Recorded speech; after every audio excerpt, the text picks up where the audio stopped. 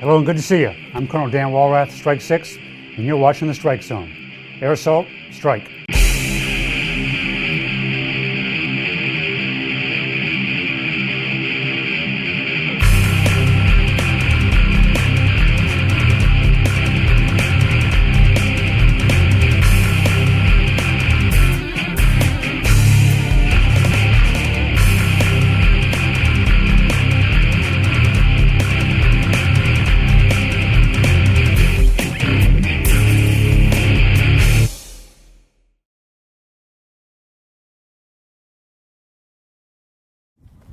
Hey, Strike Brigade, how you doing?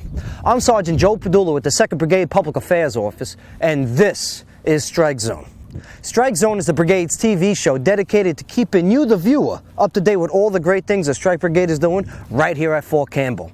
And on this episode, I'm going to introduce you to some pretty awesome things, like stories about joint operations and missions, segments like Hero of the Day, Guidance on the Fire, and Safety Sessions. We're also going to take a look back and pay our respects to the regiment's history, and of course everyone's favorite part of the show, the Strike Soldier Hometown Shoutouts. Yeah, so stick around and enjoy a show about the 101st, one and only, Strike Brigade. Absolutely.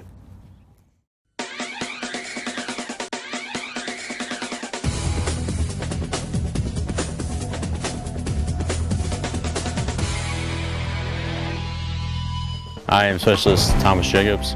I am from Fort Bragg, North Carolina. I'm with Bravo Company 2 BSTB, and I'd like to give a shout out to Mi Madre.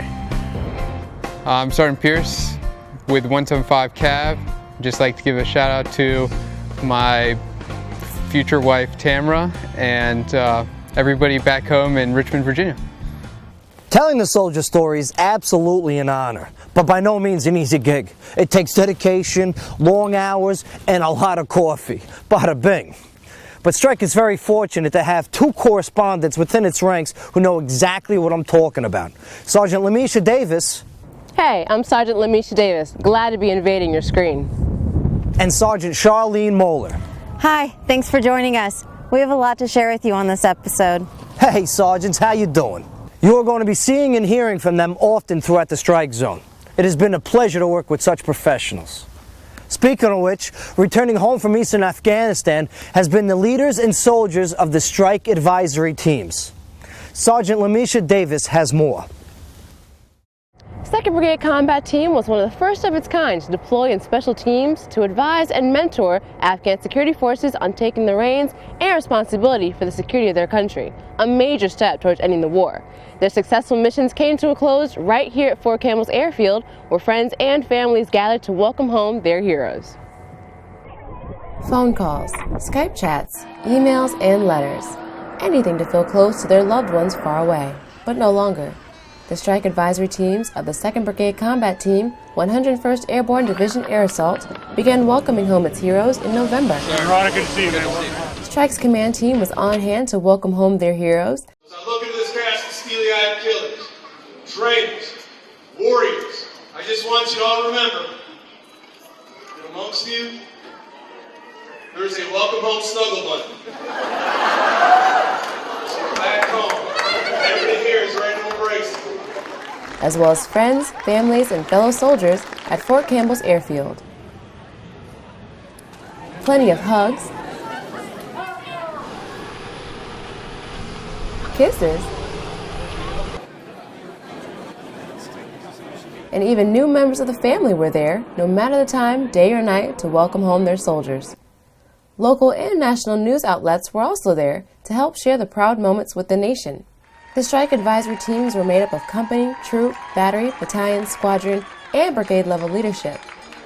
They deployed to Afghanistan's Regional Command East in support of Operation Enduring Freedom in the spring of 2012 to oversee and advise the Afghan National Security Forces as they take over as the lead in combat operations in Afghanistan.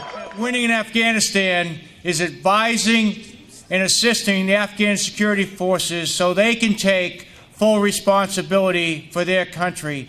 And that's precisely what the Strike Brigade did. And quite frankly, no one has done that better. So please give me another hand for these great soldiers. While most came home to enjoy some well-deserved time off with their loved ones, others had a final mission of their own to complete. Operation Marriage Proposal. Status: complete success. 2nd Brigade Combat Team will have all its heroes together again on American soil as soon as Strike's advisory team from 1st Squadron, 75th Cavalry Regiment returns. Welcome home, Strike. For 2nd Brigade Combat Team, 101st Airborne Division Air Assault, I'm Army Sergeant Lanisha Davis. Great story, Sergeant Davis, and there is no better sight than that of loved ones reuniting. Absolutely. All right, Strike, it's winter, and Fort Campbell may be considered in the South, but let me tell you, sometimes it feels more like South Brooklyn. Forget about it. But here to take care of us with some important information while in the cold is Strike's Lieutenant Colonel Townley Hedrick.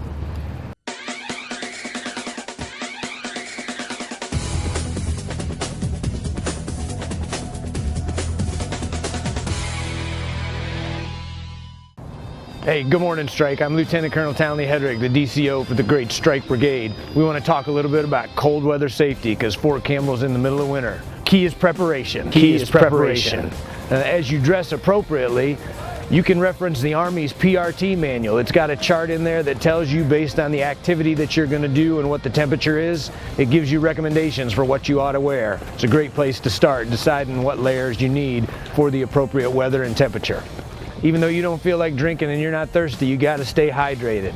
That's how your body functions to keep itself warm. Utilize your battle buddy system. You and a buddy at least keep an eye on each other. If you get stranded or you get hurt somewhere, he can stay with you or he can know where you are and go get help if you are immobilized. So really hazardous when it's cold if you get immobilized and you're on your own and nobody knows where you are. So utilize your battle buddy system. When you finish your workout and you're hot and sweaty, you still got to do the proper cool down stretches to make sure you're getting ready for the next workout. Don't do those out in the cold for too long to the point where you're not getting anything out of the stretch, as well as you're letting your body chill out further than it should. So find some warmer places to do your cool down stretches during cold weather. Prepare your vehicle. Give a little bit of extra time. You're going to have to scrape the windows. You're going to have to keep a little bit of extra stuff in that car, a little food, a little bit of water in case you get stranded somewhere, but leave yourself the extra time to get where you need to go in case the roads are bad. Hey, this is Lieutenant Colonel Townley Hedrick, DCO for Strike Brigade, giving you your strike zone safety for cold weather. It's been a pleasure being with you here. Stay safe, stay warm. Strike, sir.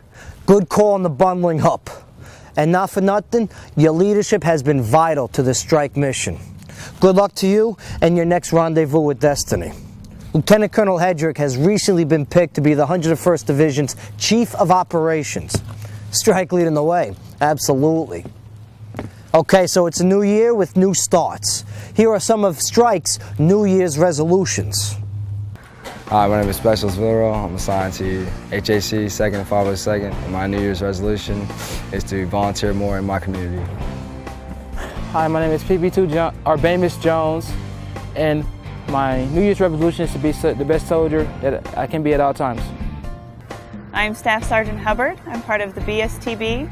As 3 particularly, my New Year's resolution is to be more cognizant of the things I say in front of my kids. They repeat everything. Hello, my name is PV2 Latia Spees. I'm from 2BSTB, and my New Year's resolution is to run faster, score higher on the PT test. Hi, I'm PFC Juan Carlos Gonzalez from 2502, and my New Year's resolution is to be a sergeant. Impressive goals, 2nd BCT, and best of luck to you with your strike illusions. Absolutely. Now, the stories coming from the Strike Brigade are pretty remarkable. They're filled with integrity, pride, and a sense of duty. And not for nothing, they gotta be heard. Here's the way you, the viewer, can see them all. The Strike Brigade is made up of high-speed soldiers with high-speed stories. And you gotta check them all out. For starters, if you're not a part of the Brigade Facebook page yet, you gotta get on board. Here you'll find strike pictures, strike videos, strike comments, strike conversations, and look at that. You can even watch the latest Strike Zone. Forget about it. And for you family members and loved ones back home, it's a great way to stay up to date with the unit's events. To become a part of it, log into your Facebook and in the search box type in 2nd Brigade Strike. That's 2ND Brigade Strike. And then when you see the black heart, click on it, and then click like. Easier than pie, whatever that friggin' means. While you are online, or even through your phone that's smart, follow the Strike Brigade on Twitter and get the command messages sent directly to you. Oh, roger that. Go to your Twitter account, then follow the 502nd at Strike BCT. That's the @ symbol, also known as the ampersand, then Strike BCT, all one word. No need to waste space. Also, from the Strike Studios to the Strike YouTube channel, the Strike PAO is putting out award-winning movies, documentaries, and videos that you gotta see. From here, watch full-length features like No Man Left Behind, the story about Strike's most recent Distinguished Service Cross soldier, and the 2-hour film, Combined Task Force Strike the Movie. Get the popcorn ready and put the phone on silent for this one, people. Absolutely. Just go to YouTube and in the search box, type in one word, Strike BCT. Then click on the Strike Channel logo and get ready to be Strikified. Hoofa! And you gotta look for your copy of the Brigade's magazine, The Heartbeat, which is a publication that is cover-to-cover Strike. You're gonna love this thing. In it, you'll find the Strike pictures and Strike stories of your Strike soldiers. Useful information and even words from Strike 6 himself. Absolutely, sir. You can soon find it on post, on the Strike portal, and on the Brigade's Facebook page. Get your copy today.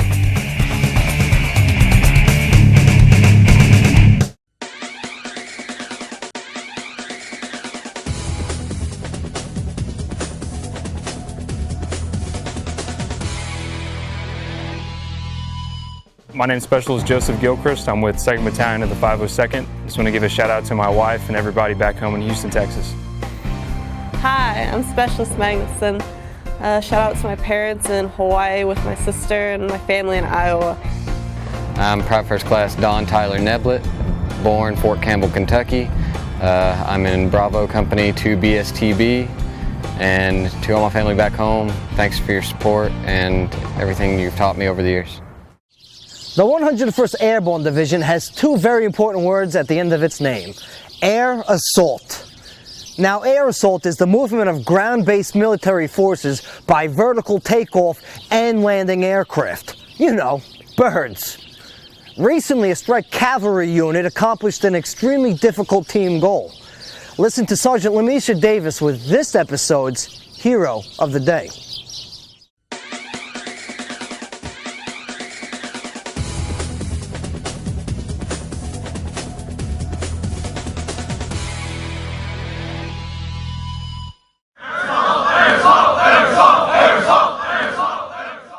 101st Airborne Division Air Assault. It's in the name. And Troop A of 1st Squadron, 75th Cavalry Regiment, 2nd Brigade Combat Team is living up to that name in a major way. Out of 77 Apache Calf Scouts, 62 have successfully completed Air Assault School. That's over 80% of the troop. Such an accomplishment earned them the Air Assault Excellence Streamer on January 17th, presented by Brigade Commander Colonel Dan Walrath. Deputy Squadron Commander Major Diogo Tavares broke down what it means for this troop in particular to accomplish 80%. When you're talking about a unit like ours where it's not as big as an infantry company, there's a lot less soldiers, so 80%, every soldier counts. And so I think it's a great accomplishment, and it speaks volumes of what that troop has done. And hopefully what it really does is it gets the other troops motivated to strive for the same excellence. Air Assault School is a 10-day course that challenges soldiers mentally and physically as they prepare for the ultimate air assault of rappelling from an airborne helicopter. Though the course is demanding, great memories are made, pride strengthened, and even some fears defeated, as Platoon Sergeant Zachary Hayden reflected on. The fun part was probably the faster opening the rappelling. It's a good way to defeat your fear of heights, but it's a blast once you get up there and get down. So it's a rite of passage, I think, into the 101st Airborne Division. After receiving the streamer, Colonel Walrath shared with the troops how proud he is of their accomplishment and encouraged them to encourage each other and those around the brigade to strive for the same level of excellence. 101st Airborne Division Air Assault. It's not just a name. To these heroes, it's a way of life. Much respect to you, Apache troop, and I gotta tell you, the streamer is looking real good on you. Forget about it. Now this 2013 is looking to be non-stop, and if last year was any indicator, it's going to be just as successful. Let's take a look at Strike's 2012 year in review.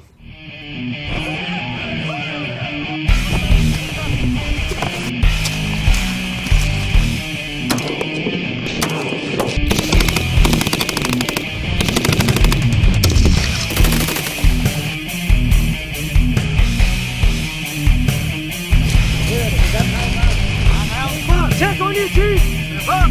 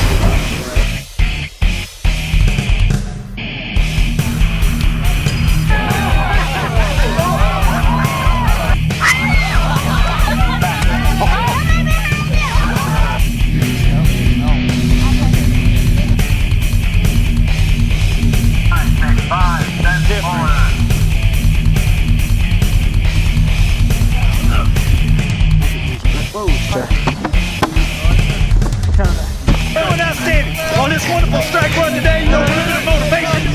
Watch yourself jump like a dog.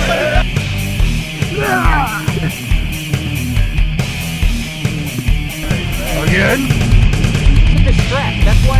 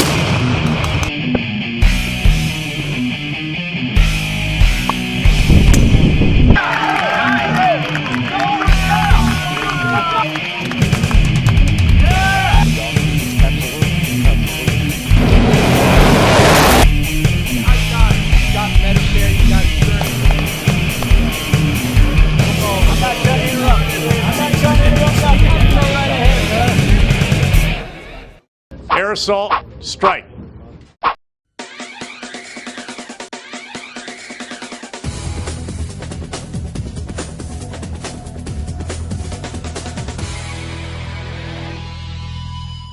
Hi, my name is Salvador Placencia. I'm from Heber, California. I'd like to say hi to my mom, dad, my brother Louie, and my sister Diana. Tell them happy holidays, and I'll be home soon. Hello, I'm PFC Sampley. I'm from Monterey, Tennessee, and I'd like to say hello to my mom, my grandma, and my cousins. I hope you all have a good holiday. Now that Strike has completed its deployment to Afghanistan, it is now readjusting back to life here at Fort Campbell. And knowing what is available and who is there for support is essential to mission complete. Here is Chaplain Megan Hodge with this episode's Guidance Under Fire.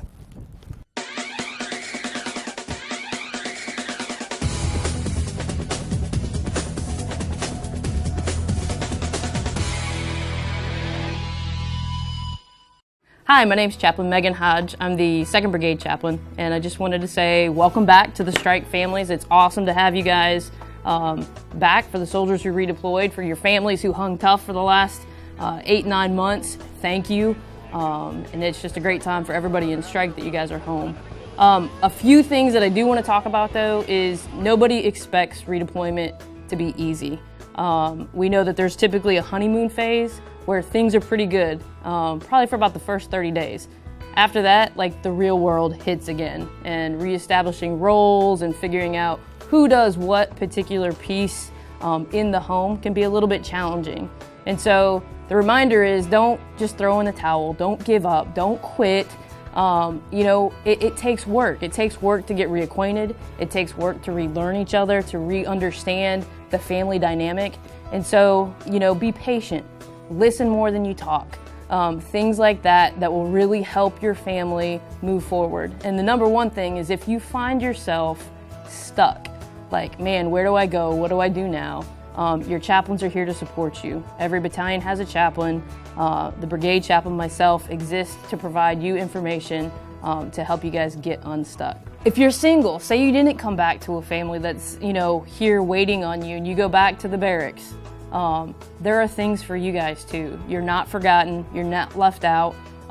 We have retreats coming up for you. We have a huge one this summer that's coming up, so make sure you talk to your local chaplain. Plus, we're planning events just right around the corner, literally in the next month or two, to get you guys out. Plus, there's all kinds of activities, sporting events, things like that we can help resource you with, link you up with, and just provide a little bit of extra comfort, because we understand what it's like in those barracks. We're here for you guys, and again, welcome home. My name is Chaplain Megan Hodge. I'm the 2nd Brigade Chaplain, and this has been your guidance under fire. Great guidance, ma'am. A topic the 101st family is very familiar with. And if you have any questions or concerns about anything, your unit ministry teams are always there for you. Now, the Strike heroes who have made the ultimate sacrifice will never be forgotten and always remembered. Sergeant Lamisha Davis has more.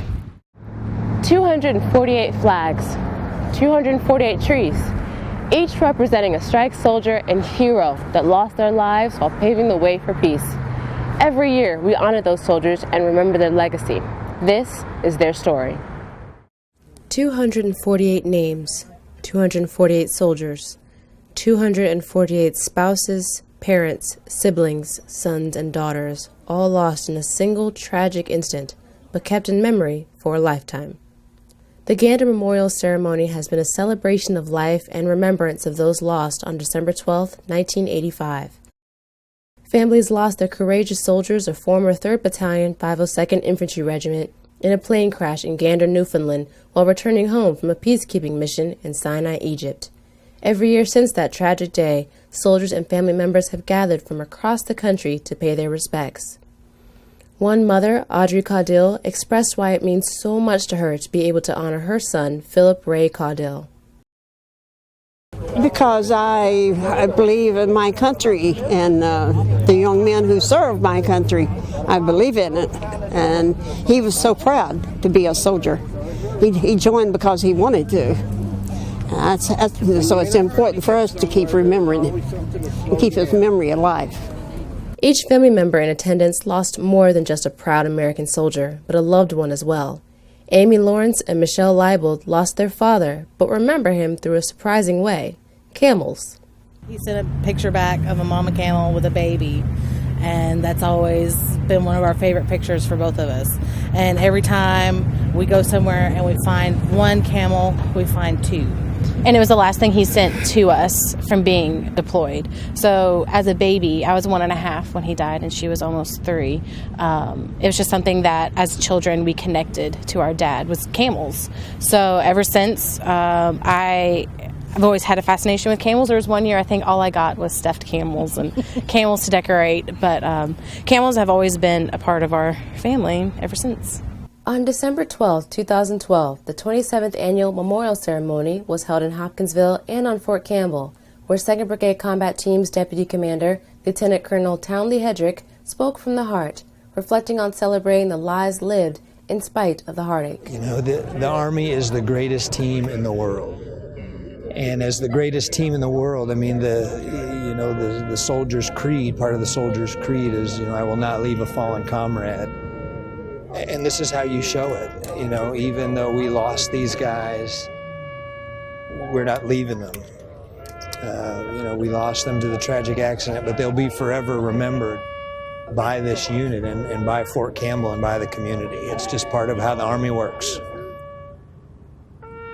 Despite the heartbreaking loss, friends, families, and fellow soldiers are able to find peace here and continue on the legacy that was set in motion by the 248 men and women of 3rd Battalion, 502nd Infantry Regiment. Lost, but never forgotten. Sergeant Davis, amazing story. And so true, never forgotten. In case you haven't figured it out yet, this regiment's history runs very deep and spans through many generations. Sergeant Charlene Moeller knows exactly what I'm talking about. The history of the 101st Airborne Division and the Strike Brigade is a source of great pride for each soldier that wears a black heart. Let's take a look back in this episode's Strike Honors.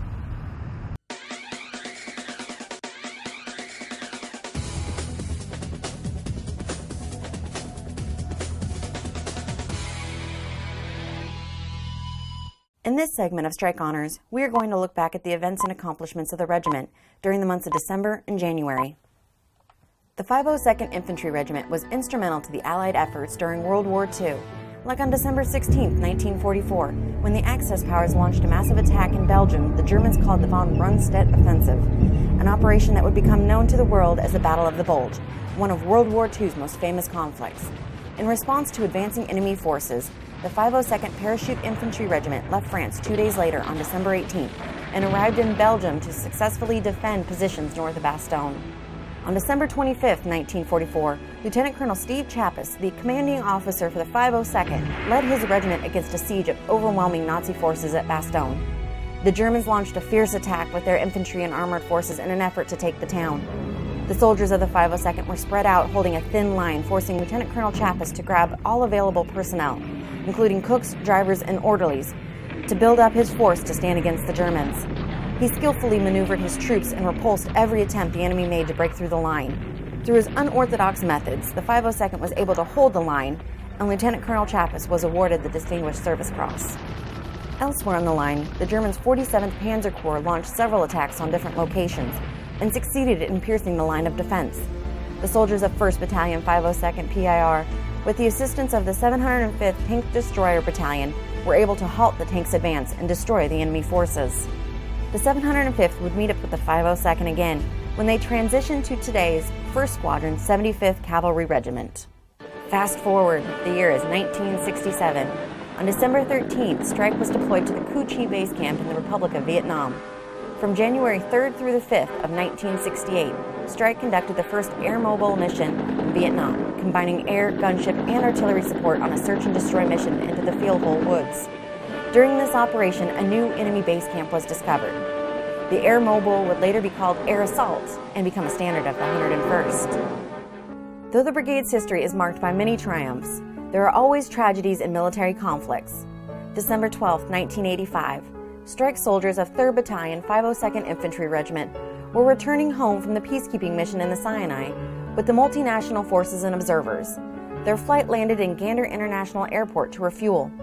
They were headed home in time for Christmas when Aero Air Flight 1285, carrying the soldiers and crew members, crashed following takeoff in Gander, Newfoundland. Every year, a ceremony is held in their honor. 20 years later, during Operation Iraqi Freedom, throughout the month of December 2005, 2nd Brigade sponsored numerous Sheik engagements in preparation for the upcoming and vital election. The local Sheiks helped set the condition for a successful election by assuming more responsibility for the actions of individuals in their area. Strike Brigade also worked with the Independent Election Commission of Iraq to coordinate for transportation of poll workers and ballot materials. Then on December 15th, Iraq held their general elections.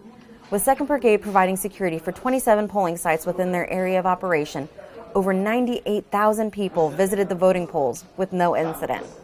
Also during this time frame, Strike had another rendezvous with destiny when on December 22, 2009, they received their deployment orders in support of Operation Enduring Freedom in Afghanistan. During that Kandahar deployment, on the 6th of December, Combined Task Force Strike completed Operation Dragon Strike, a massive offensive involving the movement of 8,000 U.S. and Afghan soldiers. This was a major operation that had each unit assigned to the Strike Brigade, clearing Taliban strongholds from Highway 1 to the Arghandab River. This would ultimately provide greater security to southern Afghanistan and give control back to the people. From the 7th of December through the 28th of February, Combined Task Force Strike launched their next major operation, Operation Dragon Wrath. This operation was to deny insurgents access to historical engagement areas south of Highway 1 and to keep the local population safe. During this time, units of Strike Brigade completed a security road that was critical in shaping operations.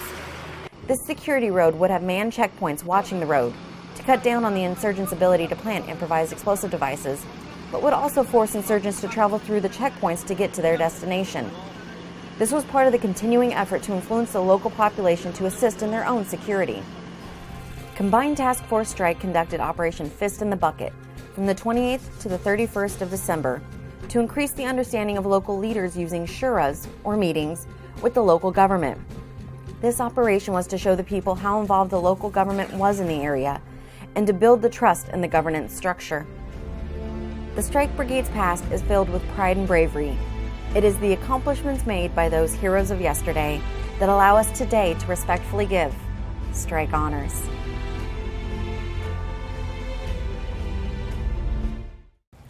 You ain't kidding, Sergeant Moeller. The 2nd Brigade Combat Team is proud of its heritage and adds to it every day. You and Sergeant Davis are amazing at what you do, and I am glad to be working with you. I'm Sergeant Charlene Moeller, and it was great to see you. Hey, thanks for watching. I'm Sergeant Lamisha Davis. Well, as you can plainly see, the Strike Brigade is doing its part here at home and overseas, and will continue to do so throughout its time. Much respect to the men and women of the 5-0 Deuce. Thanks for letting us tell your story, and thanks for all that you do. And remember, we are Strike Soldiers. I'm Sergeant Joe Padula with the 2nd Brigade Public Affairs Office, and I'll talk to you later. Absolutely.